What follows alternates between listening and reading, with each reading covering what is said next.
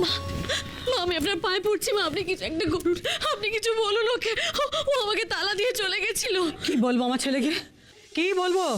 তুমি যা শুরু করেছো তাতে যে কেউ এই কাণ্ডটা করতে পারে। তুমি জানোই তাই করবে। তুমি ওই পুতুলকে দত্তক নিয়ে এই মজুমদার বাড়ি মেয়ে করেছো।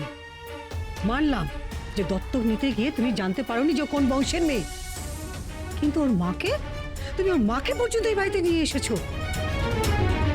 শুধু তাই নয়, তার সাঙ্গ পাঙ্গদেরও এখানে নিয়ে এসেছো।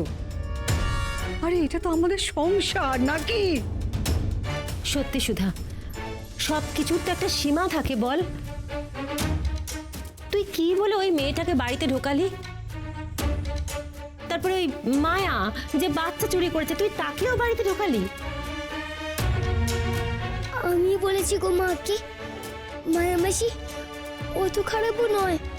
যা করেছিল ওই মাসিটা কান্না থাপানোর জন্যই করেছিল। আরে সুধা, কুছ তো বলো। বৌদি, সুধার কথা ছিল বাচ্চা লেকার বাপের বাড়ি চলা যায়গা। ওকে পাঠা দো। আমি যাব না, যাব না আমি এখান থেকে। আমি এই বাড়ি ছেড়ে কোথাও যাব না, যাব না আমি। এই বাড়িতে আমার ভূত আছে, আমার ভূত আছে এই বাড়িতে।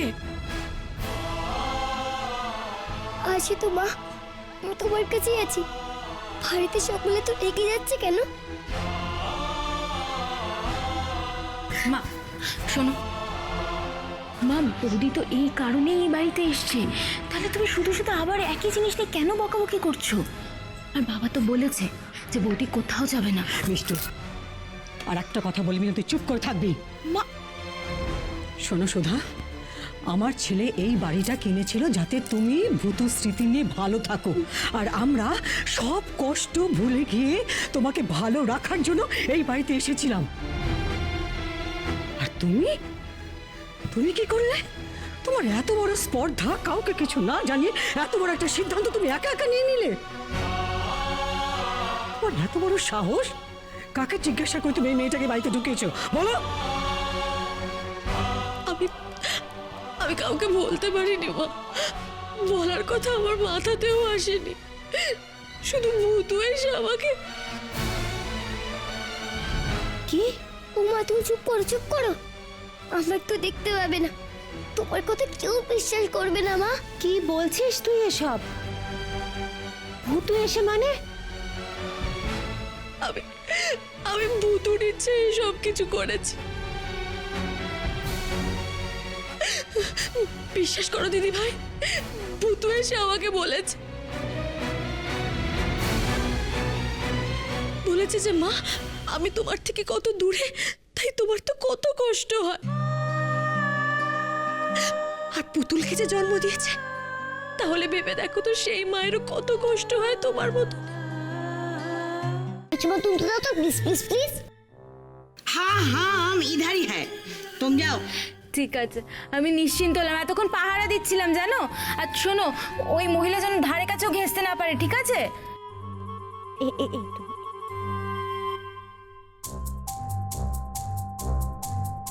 উফ, মাসিকে সকলের কথা সন্দেহ করে।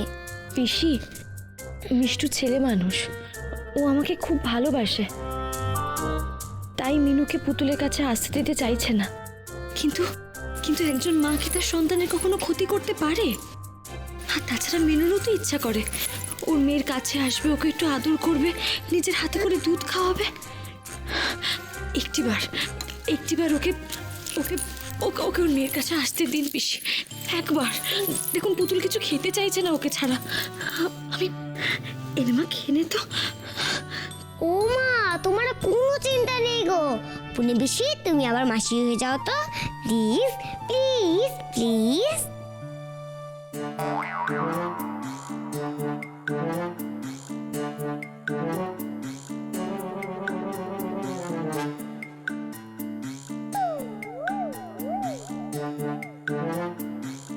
দিদি, দিদি কি হচ্ছে বলুন তো?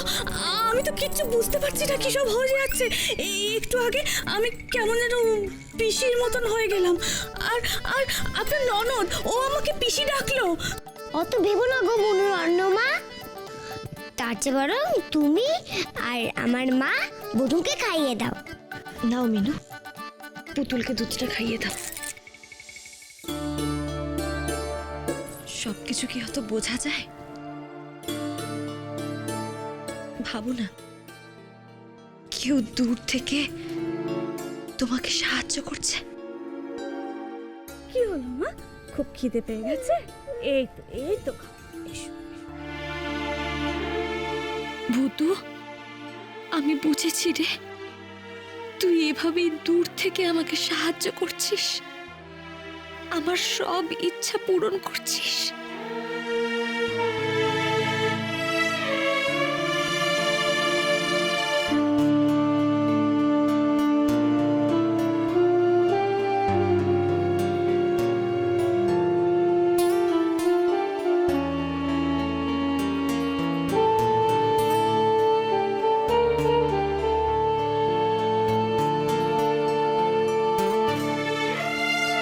কিরে মনু, দুজন মায়ের আদর খেতে কেমন লাগছে?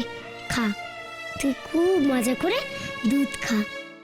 ওমা, তোমাদের দুজনকে একসাথে কি সুন্দর লাগছে দেখতে। এই দেখো শেষ হয়ে গেল। এই তো এইবার আমরা একটু গুনগুনো করব।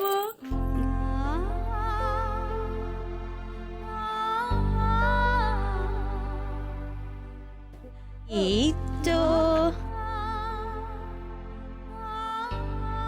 তোমাদের দুজনকে কি সুন্দর লাগছে গো।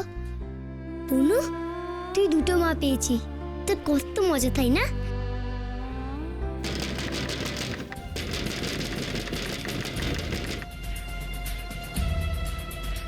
রে, কি হলো এখন? দিদি,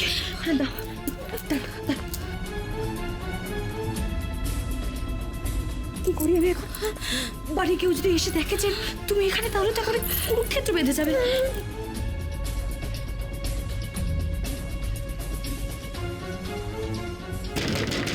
না না, সকলে খুব রেগে আছে। উমাশি, তুমি আমার গুণে বিছিয়ে যাও তো, প্লিজ প্লিজ প্লিজ।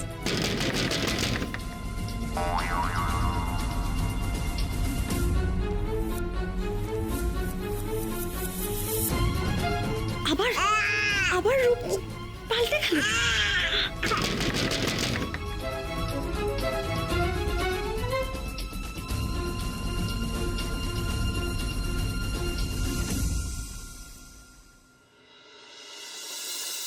কি গো, দরজা বন্ধ করে কি করছিলে?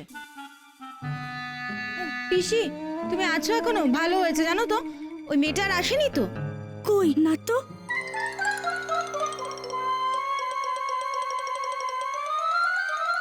বাবা সর্বনাশ, বলতে তো দেখছি মাখিয়ে রয়ে গেছে। কি করি? তোমার গলাটা কেমন?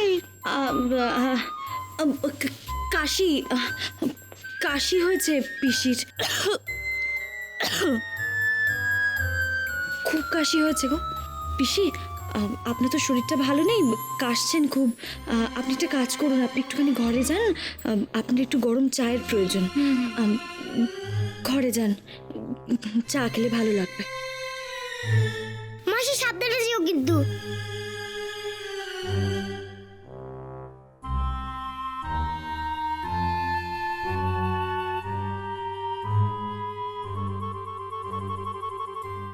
তুমি মাসিটাকে বাঁচাও না গো। যা কিছু হয়েছে তার জন্য মিনু দায়ী নয়, তাহলে কে দায়ী? কে দায়ী আমার মেয়ে, সেই আমাদের ভূতু। তোমরা কেউ বুঝতে পারো না, আমি পারি। আমি ওকে নিজের চোখে দেখেছি।